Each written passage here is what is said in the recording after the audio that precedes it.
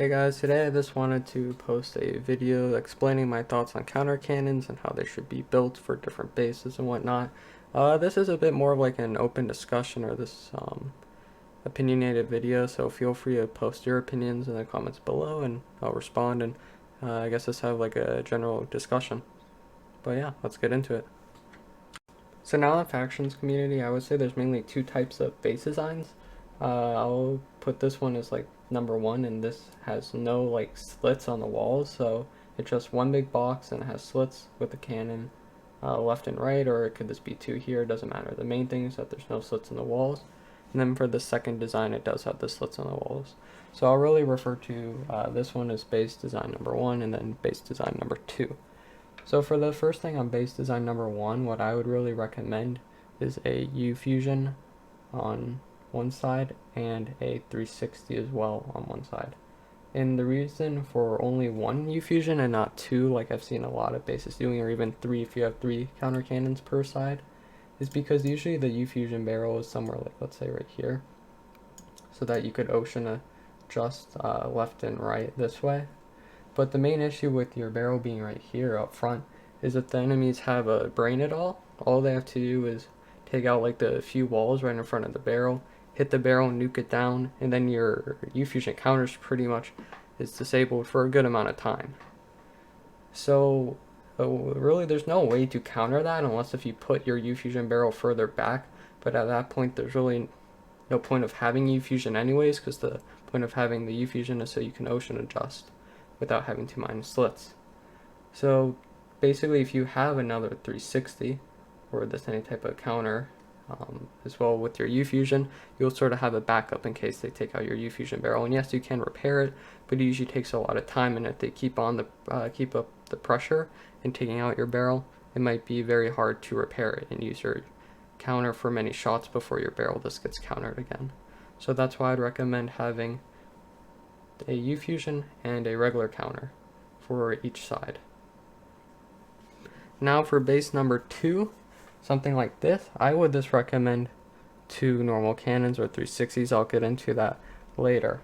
And the reason why I would recommend that for this is because you could pretty much ocean adjust everywhere on your base, so there's really no point of needing the U-fusion barrel up front, so you could adjust left and right very easily. There's really no point because you have slits everywhere, so I just recommend two normal cannons for that design.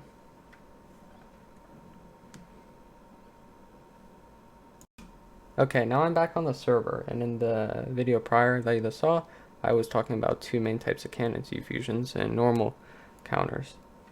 But instead of normal counters, what I would really recommend is 360s. And the reason for that is you could adjust in 8 different directions. So like with most 360s, you can do that to a decent extent, but the issue is in a lot of the directions you're going to lose how far you can adjust or shoot if you have to use something other than a stair like most counters.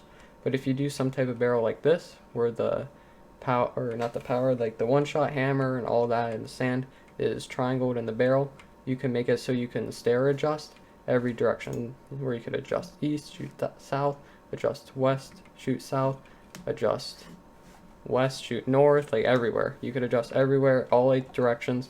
You could adjust fully and shoot at your maximum distance. And the biggest advantage to this is if you design your counters right. So let's say you made your 360 here on this base design. If you, let's say right here, this area is 22 chunks. Then you have to account for like the 2 chunks right here. So really, if you make it so your counter could adjust 24 chunks, then you could have 4 counters per side, because these 2 counters could shoot here like so, then these could shoot here, and these could shoot here. So let's say something bad happens, you know, server's garbage, there's never cannon issues, and your 2 counters below right here, you have these 2 counters to sort of back them up. So basically per side you could have 4 counters if you use 360s and you give them the required power. And then the next thing I would say is also for this type of base design, which should come up here. The big way people will really sort of counter like all the ocean adjusting, if they're smart, is they'll build their cannon box in line with the counters, like something like that. Not really square, but like that. So that way you can't really ocean adjust. But one way that I sort of thought you could, I guess, counter that is by splitting your counter like so. So on this side you have the nuke and sand comp, and this side you have your hammer and power. The biggest advantage to this is you have a slit down the middle that you could shoot down. So basically, like here, let's see, this is like 6, 7, 8, 9, 10. This is probably like 22 long, and this is probably like 24 long, something like that. So basically, if they don't build their cannon like in perfect alignment with one of these boxes, you'll still be able to ocean adjust on their counter, which is very OP. As if you can ocean adjust, you could just gen a line of obby down and you could shoot 255, 253, 251 every single shot. And if there's only like 20 walls on their cannon box, like most servers, you will be able to breach immediately. No matter really like how good their cannon box is. If it's 20 walls and you just adjust every single shot going down a few Y levels, there's nothing they can do, you will breach. So by splitting your counters this way, you could, I guess, sort of fix the potential issue with them building their cannons in line with your counters. Like if their cannon box is right here, you wouldn't really be able to ocean adjust. But if you split your counters like this, you can.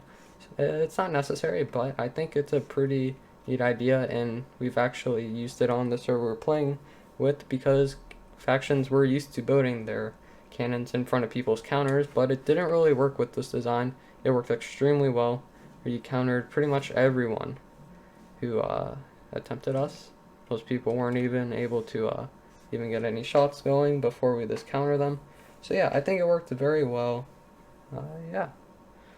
Yeah, I'll go over one last thing.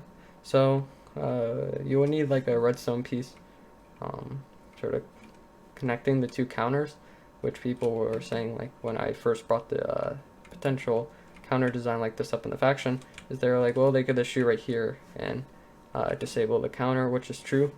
But if you design your walls, like let's say right here you have two sets of walls, as you should, like so, they'll go down to like 0. What you could do here, if you put your cannon at like Y150, or your counter, sorry, at Y150, you could just do your walls going at max like that Y level.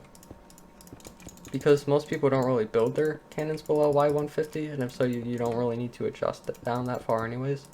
So really, if you just put like the top of your walls right here, you could still adjust all the way like up this way, with this sort of like potential weakness not really being an issue. And even if they did shoot this and destroy this,